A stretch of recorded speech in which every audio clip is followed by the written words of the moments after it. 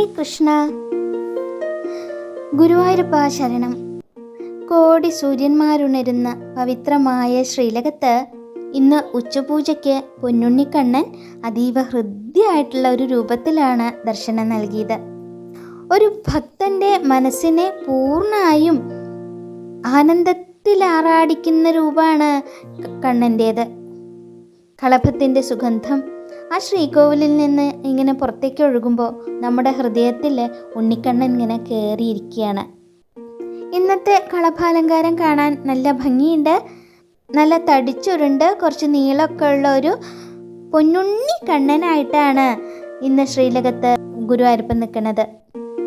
ഏകദേശം ഒരു 2.5-3 വയസ്സ് പ്രായം തോന്നിക്കുന്ന രൂപമാണ്. വാത്സല്യരസത്തിൻ്റെ മൂർത്തിഭാവത്തെയാണ് നമ്മൾ ഈ കാണുന്നത്. ആ കുഞ്ഞി താമരക്കാലുകളിൽ പൊൻതളകൾ ചാർത്തിയിട്ടുണ്ട്. ഭഗവാന്റെ ആ കുഞ്ഞി കൊമ്പയിൽ ഇങ്ങനെ ചേർത്തിട്ട് പട്ടുകോണ കൊടുപ്പിച്ചിരിക്കണു. അരിഞ്ഞാണത്തിൻ്റെ മുത്തുകൾ ഇങ്ങനെ കിലുങ്ങുന്ന പോലെ കിങ്ങിണി പോലെ ഇങ്ങനെ തൂങ്ങി കിടക്കണുണ്ട്. ആ കുഞ്ഞു വയറും പിന്നെ അതിന് താഴെയായിട്ട് ഇങ്ങനെ ചേർന്ന് കിടക്കണ കിങ്ങിനിയും ഒക്കെ കൂടി കാണുമ്പോൾ നമ്മുടെ പൊന്നുണ്ണി കണ്ണൻ നമ്മുടെ പൊന്നുണ്ണിയാണ്, നമ്മുടെ കുഞ്ഞു വാവയാണ്, നമ്മൾ തന്നെ അങ്ങനെ എന്താ പറയുക ചെന്ന് ഓടിയെടുത്ത് നമ്മുടെ ഉണ്ണിയായിട്ട് നമ്മുടെ ഉള്ളിലിങ്ങനെ കയറിയിരിക്കുകയാണ് നമ്മുടെ ഗുരുവായൂരപ്പൻ. ഭഗവാന്റെ ഈ ഉണ്ണി രൂപം എന്ന് പറയുന്നത് പ്രപഞ്ചത്തിൻ്റെ മുഴുവൻ ഭാരവും താങ്ങണ പരബ്രഹ്മം ലളിതമായിട്ട് ഇങ്ങനെ നിൽക്കുകയാണ് ഭക്തർക്ക് വേണ്ടിയിട്ട് എന്നുള്ളതാണ്. അരയിലെ കിങ്ങിണിനാദം എന്ന് പറയുന്നത് പ്രണവമന്ത്രത്തിൻ്റെ പ്രതീകം തന്നെയാണ്. അത് കേൾക്കുമ്പോഴൊക്കെ ഭക്തർക്ക് മനസ്സിൽ എന്താ അനാവശ്യ ചിന്തകളൊന്നും വരില്ല. അങ്ങനെ ഭഗവാനിൽ മാത്രം ലയിച്ച് നിൽക്കാനുള്ള ഒന്നാണത്. ഭഗവാന്റെ അലങ്കാരങ്ങൾ നോക്കി നോക്കൂ. കഴുത്തിൽ ഇങ്ങനെ വളയം പോലെയുള്ള ഒരു മാല ചാർത്തിയുണ്ട്. അതിന് താഴെ മുത്തുകൾ തൂങ്ങിക്കിടക്കണ ഒരു പതക്കമുണ്ട്. പിന്നെ വലിയൊരു മാറിലിങ്ങനെ തൂങ്ങിക്കിടക്കണുണ്ട്. നെറ്റിത്തടത്തിൽ സ്വർണ്ണഗോപി തിലകം ചാർത്തിയിട്ടുണ്ട്. പിന്നെ തോളുകളിലും ഇങ്ങനെ ഗോപി തിലകങ്ങൾ തൊടിയിച്ചിട്ടുണ്ട്. പിന്നെ തോളുകളിൽ തോൾവളകൾ ചാർത്തിയിട്ടുണ്ട്. ചെവികളിൽ മനോഹരമായിട്ട് ചെവിപ്പൂക്കൾ മിന്നി തിളങ്ങുന്നുണ്ട്. കണ്ണൻ്റെ ഇടതേ കയ്യിൽ നോക്കി നോക്കൂ. എന്താണ്? ഓടക്കുഴലാണ്. കണ്ണൻ ഇടത്തെ കയ്യിലാണ് ഓടക്കുഴൽ പിടിച്ചിരിക്കുന്നത്. വലത്തെ കയ്യിൽ അമൃത് പോലെ മധുരിക്കുന്ന വെണ്ണയുരുളയാണ് ഭഗവാൻ പിടിച്ചിട്ടുള്ളത്. വെണ്ണയുരുളയും ഓടക്കുഴലും വേണ്ടി അതിയായ സന്തോഷത്തോടെ ഇങ്ങനെ മന്ദഹാസം തൂകി നിൽക്കുന്ന ഗുരുവായൂരപ്പനാണ് ഇന്നത്തെ അലങ്കാരം എന്ന് പറയുന്നത്. ഈ 3 ഗോപി തിലകങ്ങളുണ്ട് എന്ന് പറഞ്ഞുവല്ലോ. തോളുകളിലും നെറ്റിയിലുമായിട്ട് 3 ഗോപി തിലകങ്ങളാണ്. അത് സച്ചിദാനന്ദ സ്വരൂപത്തിൻ്റെ 3 ഭാവങ്ങളാണ്. അതായത് സത്, ചിത്, ആനന്ദം എന്ന് പറഞ്ഞുള്ള 3 ഭാവങ്ങളാണ്. അതായത് സച്ചിദാനന്ദ സ്വരൂപം തന്നെയാണ് എന്നുള്ളതാണ് പറയുന്നത്. ഇടത് കയ്യിൽ ഓടക്കുഴലാണുള്ളത്.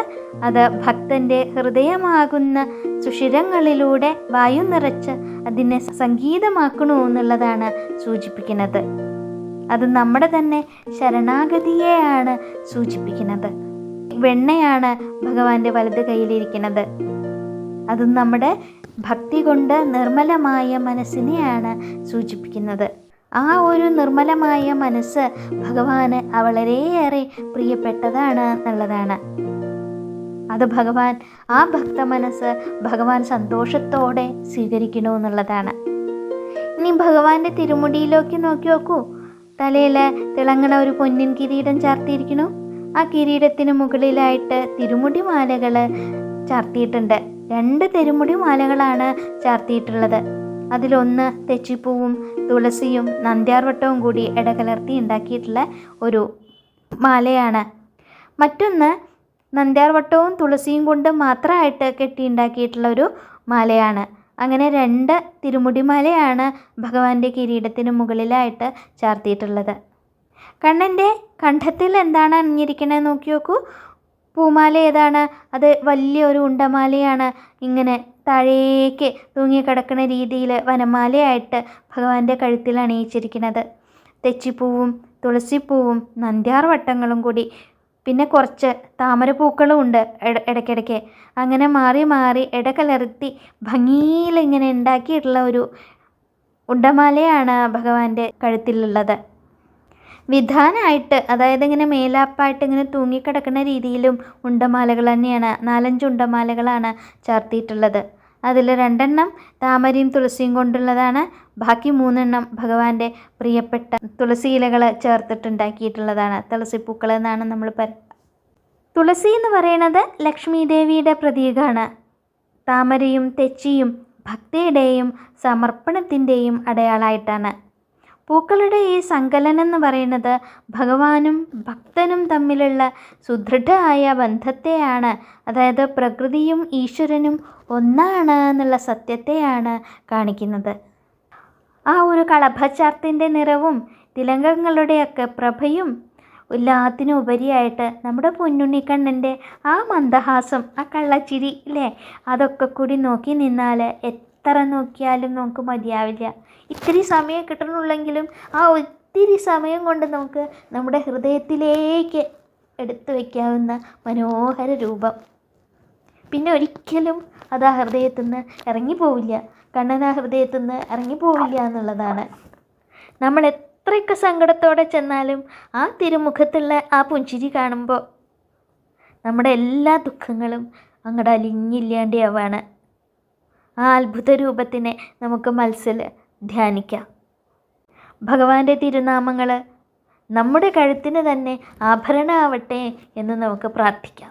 അവിടുത്തെ പാദങ്ങളിൽ നമ്മുടെ ശിരസ് അർപ്പിച്ചുകൊണ്ട്, നമ്മുടെ എല്ലാം അർപ്പിച്ചുകൊണ്ട്, നമ്മുടെ ജീവിതത്തിലെ ദിവസങ്ങളൊന്നും വ്യർത്ഥമാക്കാതെ ഭഗവാന്റെ ശ്രീപദങ്ങളിൽ വീണ് നമസ്കരിച്ച് ആ തിരുമുഖത്ത് നോക്കി നമുക്ക് നാമം ജപിക്കാം.